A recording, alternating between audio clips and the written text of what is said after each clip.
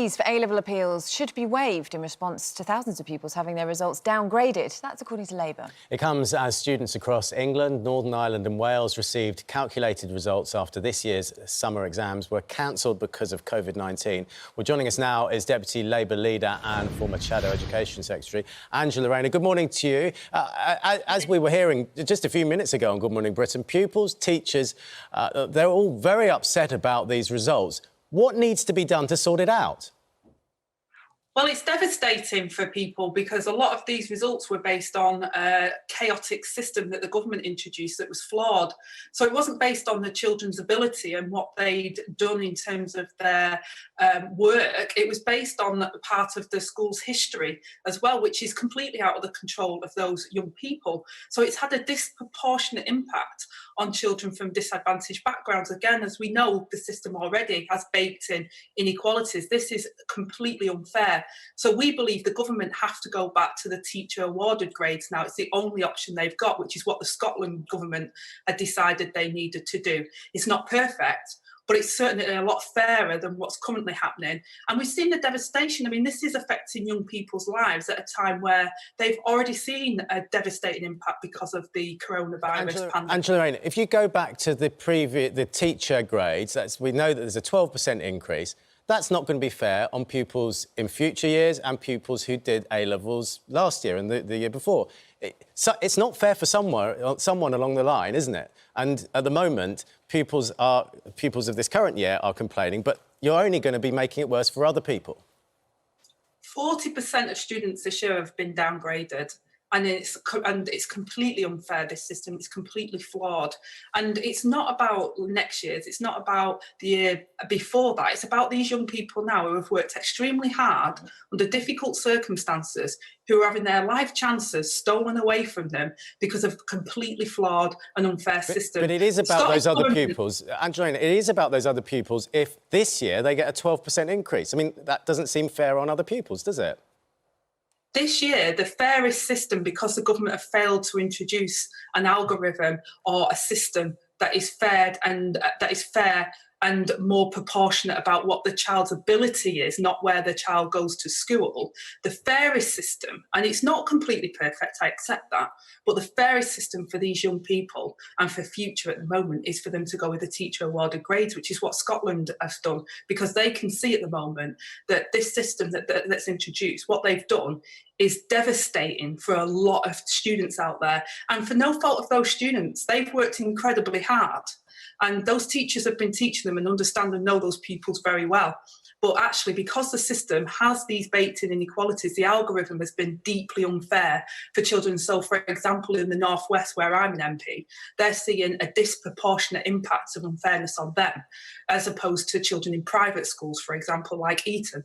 There wasn't going to be a perfect solution, was there, though, that was going to be able to overcome everything? And isn't the issue, if you go back to the teacher's prediction, you know, that is one person's perception of a child's ability rather than sort of looking at, you know, some kind of achievement at the same time. Doesn't it devalue it for the pupil themselves as well? Because if they go out later and then a potential employee or employer is looking at those results and is saying, oh, well, yeah, but you were the ones from 2020 who got the vastly inflated grades because it was just going on teachers' predictions.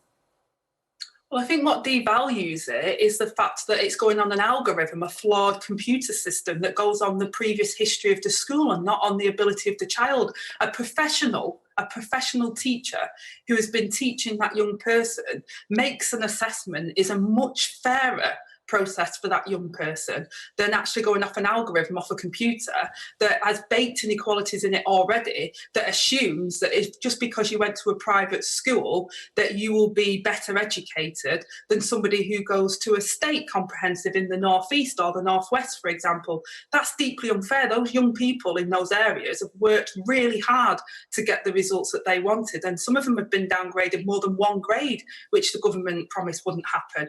So it's really affecting their life chances. Okay. So the fair system is for them to go back to those teacher grades. I just wanted to make the point as well, you know, these grades are a means to an end a lot of the time. It's then taking children on to the next phase of their life. If we look at the intakes, it's in the papers today, among UK applicants, there's been a 2.9% rise in those that have been accepted to universities compared to last year.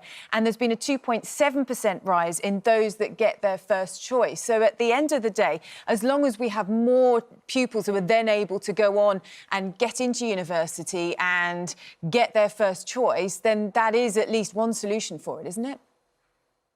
Well, like I said when I was Education Secretary, and I'm pleased that the government have now gone to post-qualification assessment for A-levels, because what the system does is it disproportionately impacts on children from disadvantaged backgrounds. So whilst more people are going into university, and you quote the figures, those people that have come from a disadvantaged background, or those children that have had their school's historic standards taken into account rather than their ability, have been disproportionately affected, and that's not fair on them, because that's outside of their control. So actually what we should be doing is going off what they've actually done, the work that those young people have put in, and rewarding them appropriately, not based upon where they're geographically based or what their school's history is. It should be what they've done and the efforts they've made that gets them to where they want to go. Very briefly, it took the Scottish Government a week to do a U-turn. Do you think this government will cave in? Well, I don't even think this government's got a week, to be honest. I mean, we've said that, again, they need to look at the technical system for GCSEs, which is next week. Otherwise, we're going to have this fiasco again.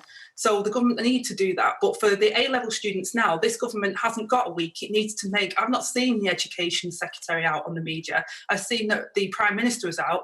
And I urge the Prime Minister to do the fairest thing for those young people in those North East and North West who he said he would level up.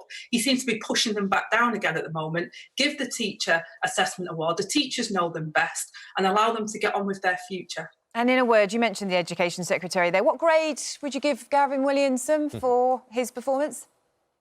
Probably an E, but it'd be downgraded to a U, I suspect.